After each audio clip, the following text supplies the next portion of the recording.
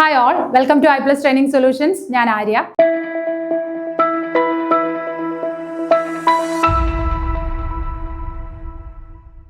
അപ്പോൾ കേറ്ററ്റ് എക്സാം ഒക്കെ കഴിഞ്ഞ് അതിൻ്റെ ആ ഒരു ക്ഷീണത്തിലിരിക്കുകയായിരിക്കും എല്ലാവരും.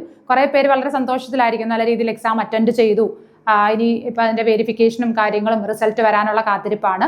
മറ്റു കുറച്ച് പേരെന്താണ് എക്സാം കുറച്ച് ടഫായി എന്നൊക്കെ പറഞ്ഞ് അതിൻ്റെ വിഷമത്തിലിരിക്കുന്നുണ്ട്. പിന്നീട് അതേപോലെ എല്ലാവർക്കും ടെൻഷൻ ഉണ്ടാക്കുന്ന ഒരു കാര്യമാണ് LP-UP എക്സാം കഴിഞ്ഞു, HSAയുടെ നോട്ടിഫിക്കേഷൻ വന്നു കഴിഞ്ഞു.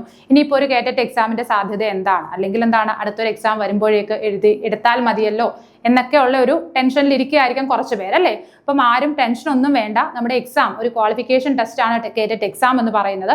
അപ്പോൾ അത് എത്രയും വേഗം ക്ലിയർ ചെയ്യുക എന്നുള്ളത് എന്താണ് നമ്മളുടെ ഒരു ആവശ്യകത തന്നെയാണ് അല്ലേ. നമ്മളത് നന്നായിട്ട് അത് എത്രയും വേഗം തന്നെ നമ്മളത് ക്ലിയർ ചെയ്തെടുക്കണം. കാരണം എന്താണ്, ഓരോ എക്സാം കഴിയുന്തോറും ആ എക്സാമിൻ്റെ ഒരു ടഫ് പ്ലസ് ലെവൽ എന്താണ് കൂടിക്കൂടി വരികയാണ്. എക്സാമിൻ്റെ ആ ഒരു ഡിഫിക്കൽറ്റി ലെവൽ കൂടിക്കൂടി വരികയാണ്. അതുകൊണ്ട് എത്രയും വേഗം നമ്മൾ ഈ ഒരു എക്സാം ക്ലിയർ ചെയ്യുന്നു, അപ്പോൾ അടുത്തൊരു പടിയായിട്ട്, അതായത് അടുത്ത HSA എക്സാംസ് അല്ലെങ്കിൽ എന്താണ് LP-UP വരുന്നതിന് മുന്നോടിയായിട്ട് തന്നെ, അതിന് തൊട്ട് മുമ്പ് എന്നുള്ളൊരു ചിന്ത മാറ്റിയിട്ട് അടുത്തൊരു സൈക്കിൾ, അതായത് ഇനിയിപ്പോൾ നമ്മുടെ ജൂൺ സൈക്കിളിലേക്ക് തന്നെ നമ്മുടെ ഈ ഒരു എക്സാം ക്ലിയർ ചെയ്യണം എന്നുള്ളൊരു ബോധ്യത്തോടു കൂടി എല്ലാവരും പഠിക്കുക.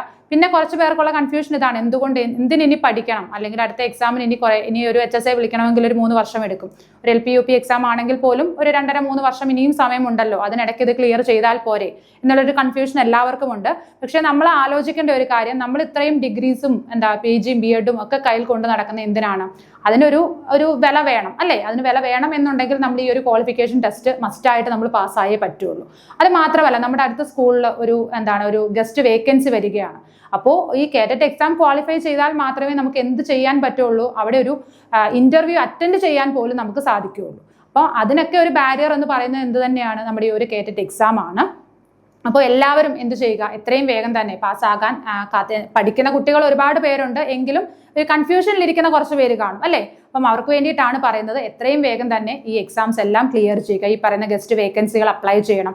അല്ലെങ്കിൽ HSA എക്സാംസ് ഒക്കെ ആണെങ്കിൽ ഒരുപാട് NCA വേക്കൻസീസ് വരും. LP-UPക്കും അതേപോലെ HSA എക്സാംസിനും ഒക്കെ NCA വേക്കൻസി, അതായത് ചില കാറ്റഗറിയിലുള്ള കുട്ടികൾക്ക് എന്താണ് NCAയിൽ അപ്ലൈ ചെയ്യാനായിട്ട് പറ്റും. അപ്പോൾ അതിനൊക്കെ എന്ത് വേണം, കേറ്ററ്റ് എക്സാം നമ്മൾ ക്വാളിഫൈ ചെയ്തേ പറ്റുള്ളൂ. അപ്പോൾ നിർബന്ധമായും ഇനി ഒരു ബ്രേക്ക് എടുക്കാതെ തന്നെ അടുത്ത ജൂണിൽ വരുന്ന സൈക്കിളിൽ തന്നെ പാസ്സാകാനായിട്ട് എല്ലാവരും ശ്രമിക്കുക. അപ്പം അതിന് വേണ്ടിയിട്ട് iPlus നിങ്ങൾക്കായിട്ടൊരു free WhatsApp community group start ചെയ്തിട്ടുണ്ട്. അപ്പോൾ ഗ്രൂപ്പിന്റെ ലിങ്ക് ഡിസ്ക്രിപ്ഷനിൽ നൽകുന്നതാണ്. അപ്പം നിങ്ങൾക്ക് ജോയിൻ ചെയ്യാൻ താല്പര്യമുണ്ടെങ്കിൽ ഉറപ്പായിട്ട് ഡിസ്ക്രിപ്ഷനിൽ കയറിയിട്ട് ആ ലിങ്കിൽ ജോയിൻ ചെയ്താൽ മതി.